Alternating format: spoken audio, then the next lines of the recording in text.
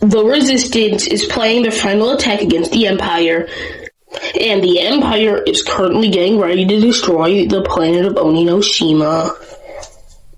Today, I'm going to be explaining the rest of this current Fortnite season and what I think is going to happen in the Death Star sabotage event. In this update, we are helping the Mandalorians find out the Empire's betrayal. We are tasked by the Mandalorians to search an Imperial database to find any intel that suggests their betrayal. After, we go to meet with the Mandalorians. As suspected, the Empire planned on betraying the Mandalorians. The Mandalorians thank us for our help. The Empire is planning something that has no honor, and the Mandalorians believe it's time to make new content. And that wraps up the storyline of the Mandalorians this update. But don't worry, the video's not over yet. We still have a lot more to talk about. Right now, if you go to the Resistance base, you can actually find the plans to get into the Death Star for the Death Star sabotage event. We actually see a part of this event in the Fortnite Chapter 6 Season 3 cinematic trailer. Let me just get that up on screen.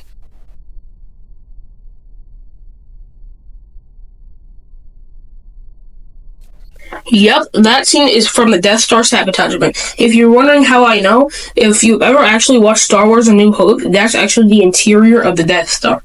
So I put two and two together and, well, kaboom. So this is what I think is going to happen during the event. Us and the Resistance are going to go into the Death Star. And we're going to be taking orders either from Hope, Leia, or one of the Resistance members. We're going to get into the ship, but we're going to have to fight our way through. And we'll have to get past some stormtroopers. But during the event, the Death Star starts powering up. And then we start having to hurry up. And we eventually get to the Emperor's throne. We have a fierce battle between us, Palpatine, and Vader. And we eventually win, kind of. We get the shard from them, and then the ship either gets rifted or blown up. One of the two. And then, at the end of the event, we get a cutscene of Daigo going through the Spirit Realm portal. But wait, when did I talk about the Spirit Realm portal? Well, that's now what I'm going to be talking about. So, quick recap to those who haven't been paying attention to the Daigo lore. His lore started back when the Zero Shard hit the island. Daigo saw the magic coming back, so he started remaking the powerful masks that his ancestors used to make. His siblings didn't really agree with that, so they really didn't, pay attention to it. One day, Jade gets cursed by a demon, and then she goes to Daigo to help her, get rid of the curse. So Daigo gives her a mask to protect her from it. But instead, she gets kidnapped by the demons, and they try to break her in the spirit realm. Meanwhile, Daigo is preparing to save her, but first he needs supplies, I guess.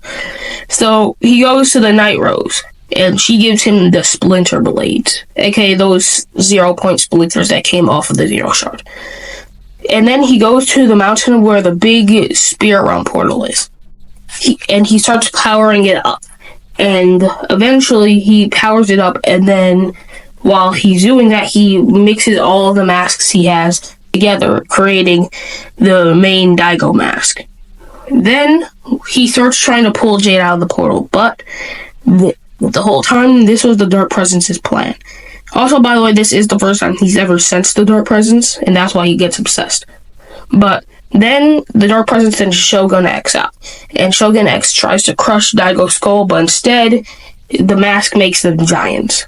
Shogun X tries to take the souls from the people of the island, but Daigo stops him, and they get into a fight, and then Daigo slashes Shogun X with the Splinter Blades. But the work's been done, and now Daigo wants to take down the Dark Presence. So then, after this event happens, Kisugi gets exploded around the island, which makes the people of the island greedy, especially one man, Fletcher Kane, aka the old friend of Midas. Also, Jade is also worried about Daigo, but,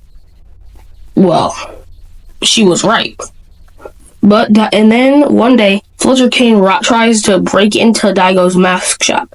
Daigo catches hit Fletcher Kane and his guards, and makes a deal with him. Daigo would give him masks and power, and Kane would give him gold to use as his suit. And Daigo starts to use this Kitsugi to fix the ruinous mask on the wall. Eventually he does, and Kane helps Daigo get to the portal phase, where Daigo tries to open a portal to get into the spirit realm. Little does Kane know, Daigo plans on betraying him. They eventually get to magic mosses to open the new portal, and it takes a few days to do it.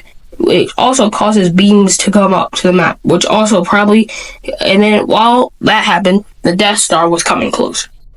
Then Daigo eventually opens the portal and runs in. As soon as he runs in, he gets taken over by the Dark Presence. Now the one question is how did he get to the real world after this event? Because we know that Daigo killed or did whatever to Big Dill and the Brat. So I wonder if that's even canon, or if he figured out a way to get to the main world only for a few seconds. But it seems that he's currently stuck in the spirit realm. And now Daigo is using his power to get out of the spirit realm from within the spirit realm, which is why there's currently a floating portal that's being remade. But that's it, story lovers. I still have 2 videos planned for the rest of this Fortnite season. Well, actually I have 3 if you're going to count the OG one. But one of those videos might be taken off due to reasons. But yeah, that's the current storyline of this current Fortnite season. So thank you guys for watching, and bye-bye.